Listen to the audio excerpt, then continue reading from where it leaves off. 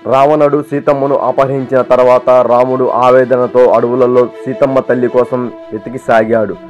అప్పుడే హనుమంతుడు సుగ్రీవుడి ద్వారా రాముడిని కలిశాడు. హనుమంతుడి భక్తి బుద్ధిని చూసి రాముడు అతనికి విశ్వాసం కలిగి సీతమ్మ ఆచూకీ తెలుసుకోవడానికి లంకకు పంపాడు. అదే రామాయణంలో మరుపు తీసుకొచ్చిన రాముని ఆజ్ఞతో హనుమంతుడు లంకను దాటి వెళ్ళాడు. మేఘాల కన్నా వేగంగా పరిగెత్తుతూ సముద్రాన్ని దాటి హనుమంతుడు లంకా నగరంలో అడుగుపెట్టాడు.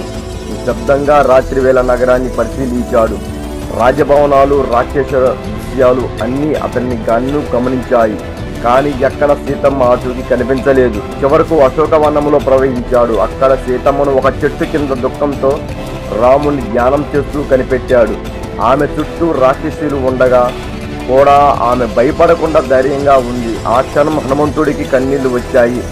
రాముని ప్రియమైన భార్యను ఈ బాధల మధ్య చూడడం బాధగా అనిపించింది. ఆయన మెల్లగా చెట్టు మీదకు ఎక్కి ఒక పత్రాన్ని సీతకి కింద వదిలాడు. ఆ పత్రంలో రాముని ముద్రతో కూడిన ఉంగరం కూడా ఉండింది.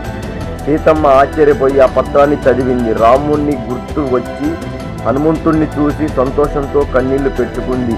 అంతేకాదు, హనుమంతుడు తన నమ్మకాన్ని తెలిపి రాముడు త్వరలోనే రాబోతున్నాడని భరోసా ఇచ్చాడు. ఆ క్షణం సీతమ్మకు ఒక వెలుగు దారి కనిపించినట్టయింది.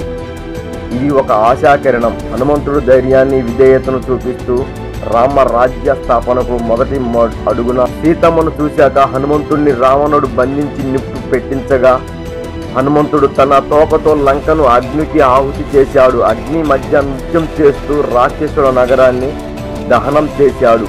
ఈ లంకా దహనం రాముడి యుద్ధానికి సంకేతంగా మారింది. ధర్మం కోసం అగ్ని రూపంగా మారాడు హనుమంతుడు. జై శ్రీరామ్, జై శ్రీరామ్, జై శ్రీరామ్, జై హనుమాన్.